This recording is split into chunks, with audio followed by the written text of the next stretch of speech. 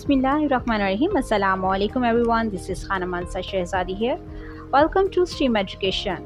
Dear teachers and students, we are reading Busy Bee Mathematics Prep class, and in this video we are going to learn about take away from 4. 4 में से 0 निकालेंगे, take away करेंगे, क्या आएगा 4. 4 में से 2, 2, 4 में से 1, 3, 4 में से 3, 1, 4 में से 4, 0. इसी तरह से हम पूरे पेज को कंप्लीट करेंगे. Dear teachers, I hope so आपने इस वीडियो से बहुत कुछ सीखा होगा. मज़ीद सीखने और जानने के लिए हमारे साथ रहेगा. मिलते हैं अगली वीडियो में. तब तक अपना बहुत सारा ख्याल रखिएगा. खुदा हाफिज़.